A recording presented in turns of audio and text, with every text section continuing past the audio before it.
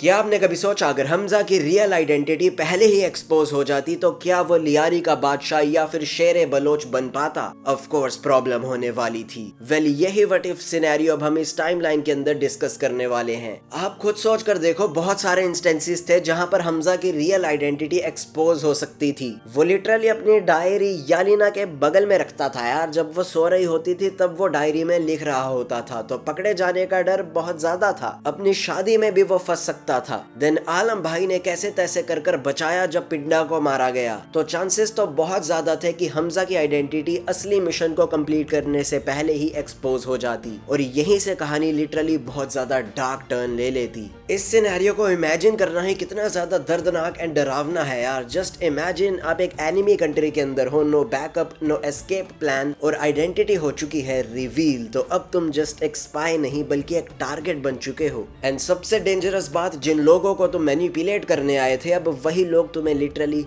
Hunt कर रहे हैं। ओरिजिनल स्टोरी के अंदर हमजा पहले आलम से मिलता है, कोड वर्ड एक्सचेंज होते हैं, पता लगाता है लियारी में किसका रूल चलता है, क्या सब सिनेरियो है, और वो धीरे धीरे इन्फिल्ट्रेट कर लियारी का बादशाह बन जाता है। लिटरली सालों लग जाते हैं उसको, लिटरली बहुत ज्यादा पेशेंस चाहिए होता है इस चीज के लिए। बट इस व्हाट इफ टाइमलाइन के अंदर हमने सिनेरियो ही ऐसा क्रिएट किया है कि व्हाट इफ हमजा पहले ही पकड़ा जाता। आफ्टर ऑल वो इंसान है और गलती किसी से भी हो सकती है। हमजा के पकड़े जाने के चांसेस स्टार्टिंग के सीन में ही बहुत ज्यादा थे यार। जब ये वेडिंग अटैक होता है और फैजल को हमारा हमजा बचाता है, इस सीन के अंदर जस्ट एक आदमी में भी ISI का, में भी रहमान डकैत का, कोई भी प्रोफेशनल आदमी उसकी फायरिंग नोटिस कर लेता तो पता चल जाता कि ये तो यार कुछ प्रोफेशनल वाली बातचीत लग रही है, ये कौन है। पकड़ा चाहे ना जाता लेकिन सस्पिशियस तो वो 100% बन जाता। और जस्ट एक डाउट ही काफी होता है एक इंसान को टारगेट बनाने के लिए। आफ्टर ऑल हमजा यार लियारी के लिए क्या ही था जब वो नया नया आया था। वो गायब भी हो जाता तो किसी को फर्क नहीं पड़ने वाला था, ना ही रहमान डकैत को, ना ही मेजर इकबाल को, ना ISI को, किसी को भी नहीं। तो पहले ही दिन उसका पत्ता साफ कर सकते थे ये लोग। सोच कर देखो, अगली सुबह हमजा जागता है, सब कुछ नॉर्मल लग रहा है, आलम चाय बना रहा है, लेकिन इतने में ही हमजा को कुछ तो भनक होता है, कुछ तो गड़बड़ लगती है।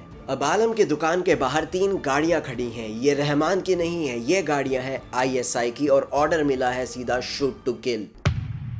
अब सिंपल सी बात है, हमजा एक प्रोफेशनली ट्रेंड स्पाई है। उसको पता चल जाता कि सैडली उसकी आइडेंटिटी रिवील हो चुकी है और अब वो टिकिंग टाइम बॉम्ब पर बैठा है। उसके पास अब लिटरली डिसीजन लेने के लिए बहुत ही कम टाइम है। उसका मेन गोल तो बड़े साहब तक पहुंचना, मेजर इकबाल तक पहुंचना, अंदर से क्रैक डाउन करना है। अगर वो अभी ही पकड़ा गया तो लिटरली सारी मेहनत पानी में चली जाएगी। तो ऑफ कोर्स ये बात है, हमजा वहां से एस्केप करता। अब क्रैक डाउन करना सेकेंडरी मिशन बन जाता, सर्वाइवल करना मेन मिशन बन जाता कि भाई जिंदा रहेंगे तभी तो कुछ कर पाएंगे। अब आलम के साथ क्या होने वाला था? ऑफ कोर्स ये बात है, ISI आलम से क्वेश्चनिंग तो जरूर करती। मेजर इकबाल भी आलम से पूछता कि क्या तुझे मालूम था ये हमजा एक इंडियन स्पाई है। आलम तो हमजा से भी बहुत पहले से वहां पर रह रहा था लियारी में, तो उस पर शक किसी ने भी कभी भी नहीं किया था। बट अब सिनेरियो एकदम उल्टा है। हमजा एक इंडियन स्पाई है, ये ISI को, मेजर इकबाल को, रहमान डकैत को, पूरी लियारी को पता चल चुका है और तुमने, आलम ने हमजा को जगह दी हुई थी। तो ऑफ कोर्स ये बात है, आलम पर भी डाउट तो आएगा। हमजा ये सारा सिनेरियो दूर से देख रहा होता, छुपके छुपके शैडोज में रह के। अब उसके पास 2 ऑप्शंस होते, आलम को रेस्क्यू किया जाए, लेकिन यहाँ पर खतरा है, हमजा पकड़ा जा सकता है। लेकिन अगर नहीं बचाएगा तो वो अकेला रह जाएगा यार। उसको कौन ही और जानता है लियारी में, वो किसी और को कहाँ जानता है। बट स्टिल हमजा एक पावरफुल इंडियन स्पाई है, उसको ट्रेनिंग ही इस चीज की मिली है। उसको ट्रेनिंग ही अगर प्लान B फेल हो जाए, प्लान C फेल हो जाए, प्लान D पर भी काम करने की मिली है। तो सिंपल सी बात है, वो चूज करता मिशन ओवर इमोशंस और आलम की सैडली मौत हो जाती। अब हमजा को रिजवान के बारे में तो पता होता क्योंकि ट्रेनिंग इन दोनों ने साथ करी थी जब हमजा जसकीरत था। लेकिन इतना आसान तो ऑफ कोर्स नहीं होने वाला था गैंग को इन्फिल्ट्रेट करना, रिजवान को ढूंढना, रिजवान के साथ मिलना, क्योंकि लियारी में तो यार उसके पोस्टर्स छप जाने वाले थे कि ये इंडियन स्पाई है। रिजवान को भी उल्टा बचकर रहना पड़ता। लिटरली पूरा लियारी एक साथ हो जाएगा हमजा को हंट करने के लिए। और दूसरी तरफ इंडिया में शायद पता भी ना चलता कि हमजा के साथ ऐसा हो रहा है, क्योंकि आलम भी मारा गया। अब एक सोर्स सिर्फ रिजवान ही है जो बता सकता है, इंडिया को मैसेज भेज सकता है कि यहाँ पर अभी क्या चल रहा है। अब आप लॉजिकली सोचकर देखो हमजा अपना मिशन कैसे पूरा कर सकता है, यहाँ से finally escape safely mission complete करने के बाद कैसे जा सकता है। वेल जो मुझे लगता है वो तो एकमात्र सोर्स यालिना ही है। ओरिजिनल मूवी में उसने यालिना से प्यार करने का नाटक तो नहीं किया था यार, उसको रियलिटी में प्यार हो गया था यालिना से। बट इस टाइमलाइन के अंदर वो यालिना से प्यार ना करता बल्कि उसको किडनैप कर लेता। अब हम सबको पता है कि जमाली भी यार इंडियन स्पाई ही था, वही था असली धुरंधर जो 45 ईयर से लिटरली पाकिस्तान को इन्फिल्ट्रेट कर रहा था, लेकिन किसी को भनक हुई ही नहीं एंड तक। तो अब जमाली क्या करता जब उसको पता चल जाता कि यालिना को उठा लिया गया है एंड हमजा को तो नहीं पता ना कि ये जमाली भी इंडियन स्पाई है। अब सोचो जमाली का रोल कितना ज्यादा बढ़ जाता है यार, वो अपनी रियल आइडेंटिटी भी एक्सपोज नहीं कर सकता, अपनी बेटी को भी उसको बचाना है, क्योंकि हमजा के पास तो ये एकमात्र एस्केप प्लान है, एकमात्र मिशन कंप्लीट करने का जरिया है। तो वो यालिना को मारने में एक सेकंड भी नहीं लगाएगा अगर उसको मौका दिखता है कि हाँ मेरा मिशन ऐसे कंप्लीट हो सकता है। मे बी वो यालिना के थ्रू एक वीडियो बनवाता, वीडियो वो लाइव कर देता, पब्लिक कर देता। उस वीडियो में क्या होता, वेल पॉलिटिक्स का गेम।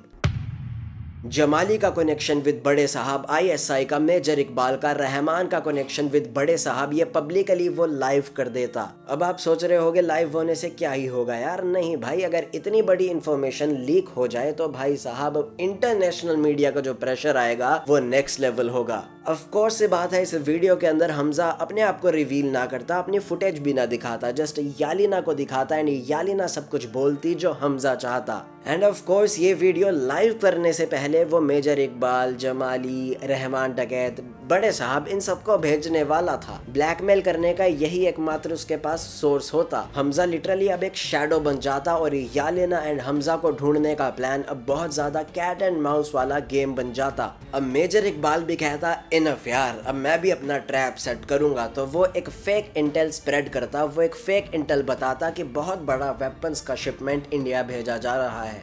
अब हमजा के पास भी दो ऑप्शंस होते, मे बी उसको पता होता कि ये फेक इंटेल है, after all he is a powerful intelligent Indian spy, वो ऐसे छोटी मोटी चालों में नहीं आने वाला। लेकिन उसके पास अब चांस भी होता कि हाँ मेजर इकबाल तक मैं पहुंच सकता हूँ, और बाय चांस अगर ये इंटेल सही हुआ तो भाई इस शिपमेंट को तो रोकना ही पड़ेगा।